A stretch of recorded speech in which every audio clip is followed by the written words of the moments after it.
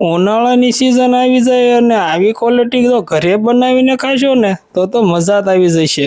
એને બનાવવા માટે સૌથી પહેલા તવીમાં દૂધ નાખીને ગરમ કરવા મૂકી દેવાનું છે।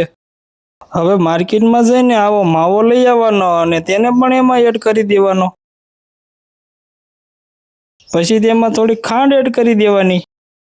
હવે બધાને બરોબર મિક્સ કરી લેવાનું। 4 થી 5 મિનિટ લગન હલાવી લેવાનું છે। દૂધ નીચે સોટે નહીં એનું ધ્યાન રાખવાનું।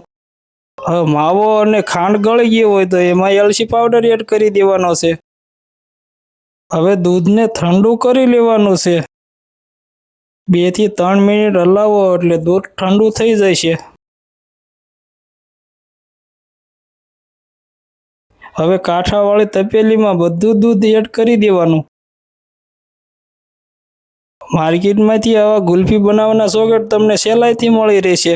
તે લઈ આવવાના અને તેમાં ડૂટી ફૂટી બધામાં એડ કરી દેવાની। પછી બધું દૂધ થોડું થોડું એડ કરી દેવાનું।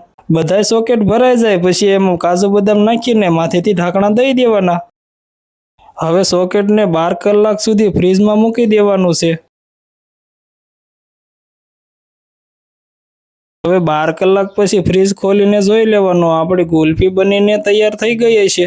એક તવીમાં પાણી નાખીને આપણું સોકેટ એમાં મૂકી દેવાનું જેથી કરીને આપણી ગુલ્ફી બહાર નીકળે એવી રીતે થઈ જાય। હવે બધી ગુલ્ફીને એક પછી એક બહાર કાઢી લેવાની।